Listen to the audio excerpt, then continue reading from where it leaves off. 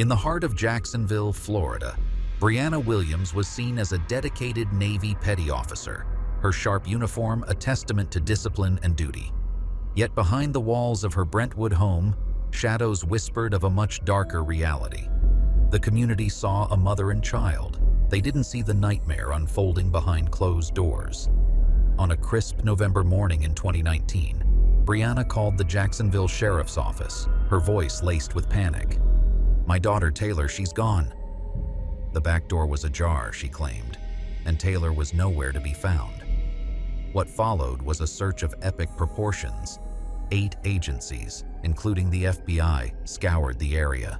The community held its breath, hoping against hope for the safe return of the innocent child.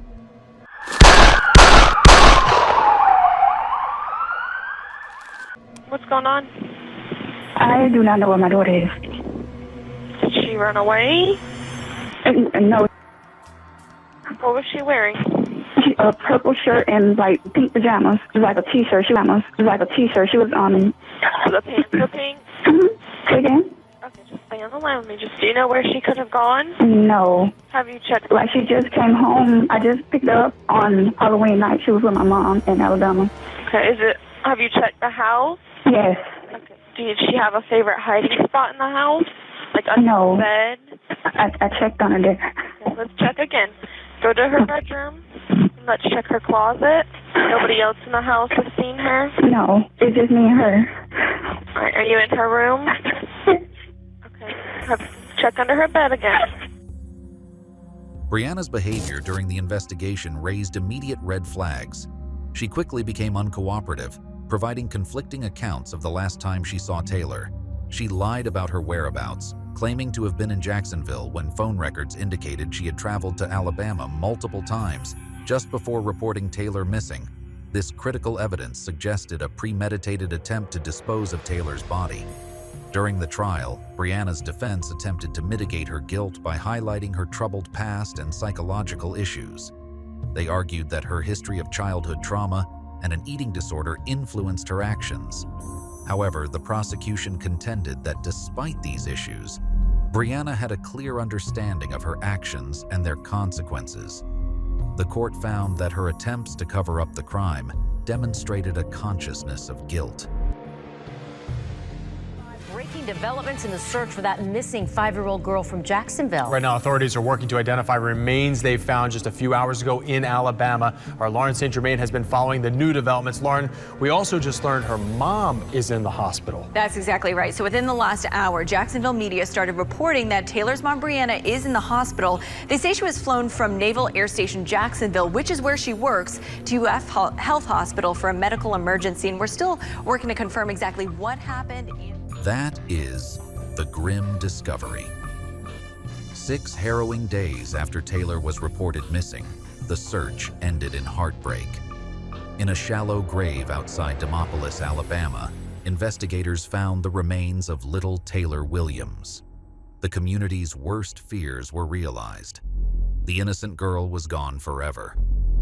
The small town that Brianna once called home had now become the final resting place of her daughter. The courtroom was a battleground of emotions as the trial of Brianna Williams began. Evidence painted a grim picture of neglect and cruelty. Testimonies revealed that Taylor had been starved, her tiny body showing signs of severe malnutrition. Brianna had failed in her most fundamental duty as a mother, to care for and protect her child. The judge, Kevin Blaz, delivered a scathing rebuke, highlighting the chilling neglect that led to Taylor's tragic end. The charge of tampering with evidence had taken on a more sinister hue, a deliberate and calculated attempt to obscure the truth. It was not just a desperate act of a panicked soul, but a cold, methodical decision to manipulate reality, to cloak the horror of her deeds in a veil of lies. The evidence she sought to erase, the footprints she tried to cover, were more than mere objects or data. They were fragments of a child's life, torn from the tapestry of innocence. Ms. Williams, you'll be brought back to court on January the 5th. Thank you, ma'am. Now, as Williams walked into the courtroom this morning wearing a red jumpsuit with her arms and legs shackled, the state says it is still working to gather more information in the case against Williams. Just last week, we learned about a newly filed court document which gives us a better look at prosecutors' case against Williams after her daughter's remains were found in Alabama. Kaylee Tracy spoke with someone who worked with Williams for nearly 2 years at NAS Jax, where she was a sailor. He says never once did Williams mention Taylor. I'm like, wait, she had a kid? I'm like, what? He and his wife raced. I mean, I'm trying to wrap my mind around it like anybody else would. I mean, this situation, I mean, it's just, it's just something that doesn't happen. You know, anybody, you don't see that happen in your family. I mean, you don't think that, you ever be sitting where I'm sitting. Joining me here today is our state attorney, Melissa Nelson. So as we reported earlier today, search teams uncovered the remains of a child in a wooded area in Alabama. Teams on the ground there are working on recovering the victim. And while indications are that this may be Taylor Williams, the exact identification of the victim will be made pending some detailed forensic analysis of those remains. Brianna Williams, the mother of Taylor Williams, has been arrested this evening on charges of child neglect and giving false information to investigators during the search for Taylor. Sheila Williams couldn't hold back tears as she talked about her great niece, 5-year-old Taylor Williams. It's like my heart just been ripped out. It's like, what could she be? Not accused of causing the death of the child. Local attorney Randy Reep, not affiliated with the case, says proving what happened to the child would be difficult. With child abuse, you got to prove the elements of the abuse. And the autopsy doesn't really speak to that. The medical examiner, frankly, probably didn't have enough to work with to determine that there was abuse suffered on the child. So that by itself probably isn't going to be the most beneficial evidence. Our recording from November 6, 2019 takes us to the day Brianna Williams reported her 5-year-old daughter, Taylor, missing. You know where this is going to lead to? Okay. Investigators question her for nearly an hour, asking about her recent sudden move to a new apartment 3 days prior and why movers never saw her daughter Taylor. They never saw you put her in the car. They never saw her at the other house. They never saw her. Why is that? I didn't want them to see her. Eventually, investigators suggest her story isn't holding together when Williams says her mom saw her daughter as recently as Halloween. They called your mom. She hasn't seen your daughter since January. Yeah, she has. Okay, why did she say that? October. Minutes later, Williams ends the questioning. 2 weeks later, Williams is brought in for more questioning after a suicide attempt. She appears despondent and declines to answer any questions. You normally just quiet all the time, just real low key, don't do a lot of talking. You don't want to talk? Okay. You're tired, you don't want to talk? So you don't want to talk to the police at all? These two women, Brianna Williams and Tiffany Nicole, met through a Craigslist request. Williams wanted to hire someone to help her move. The price, $250. Tiffany Nicole and her fiance went to an apartment here on the South Side. This is where Williams and her daughter Taylor lived.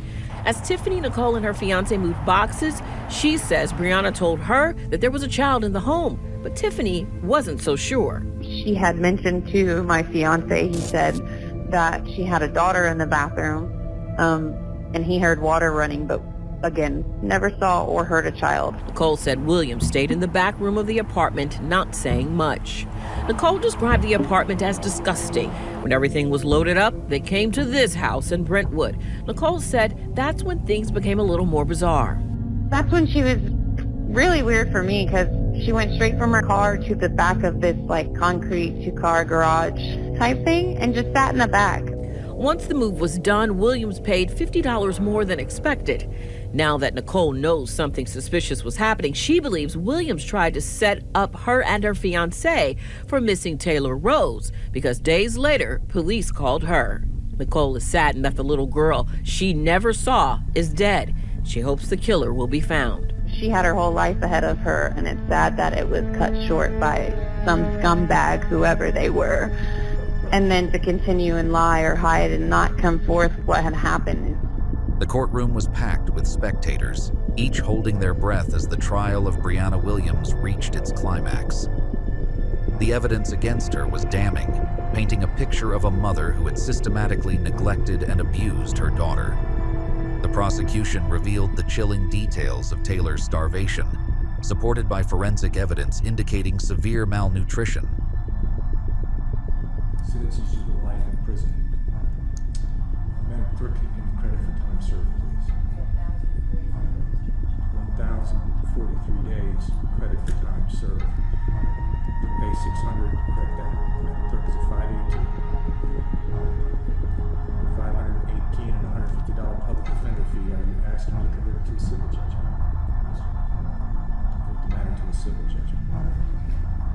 Please wait, I take no pleasure in pronouncing the sentence.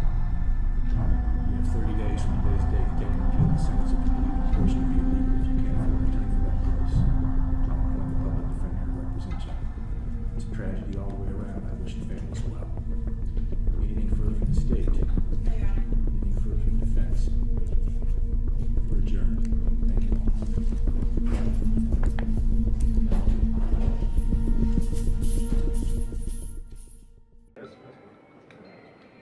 What are your reaction to the sentence from the judge? We are very pleased that the judge was willing to consider everything that we presented, and we feel that today has provided justice for Taylor Rose. You said something pretty striking last week in court. We'll never fully know exactly what happened to Taylor Rose Williams. How difficult was that for you guys in this case? Granted, it was just the sentencing. It wasn't that you had to prove anything really, but talk about that a little bit. So, I mean, that was the thrust of the investigation, was looking at everything we had from cell phones to social media to kind of piece together this timeline of what exactly happened to Taylor Rose, since we didn't have the normal evidence that we would. The life sentence handed to Brianna Williams brought a measure of closure to a community that had been deeply scarred by the tragedy. Taylor Williams' story, marked by neglect and loss, galvanized efforts to better protect vulnerable children and prevent such horrors from recurring. As Jacksonville mourned, it also resolved to honor Taylor's memory by advocating for stronger safeguards and support systems for at-risk children. Her legacy lived on, a beacon of hope amidst the shadows of her untimely death. Brianna Williams' life was a tale of hardship and dark secrets. Raised in a fractured home, she bore the scars of a troubled childhood marked by instability and allegations of abuse.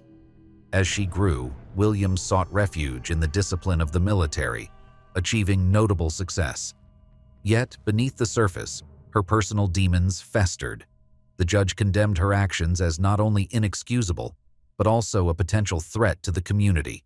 Williams' story, one of personal anguish and horrific choices, left an indelible mark on all who heard it. The tragic death of Taylor Williams serves as a somber reminder of the profound impact that violence and neglect can have on individuals and families. It highlights the urgent need for greater vigilance and compassion within our communities to protect the most vulnerable among us. Taylor's story calls for a collective effort to address issues of safety, mental health, and support systems to prevent such tragedies in the future. By coming together and advocating for stronger safeguards and empathetic intervention, we can honor Taylor's memory and work towards creating a society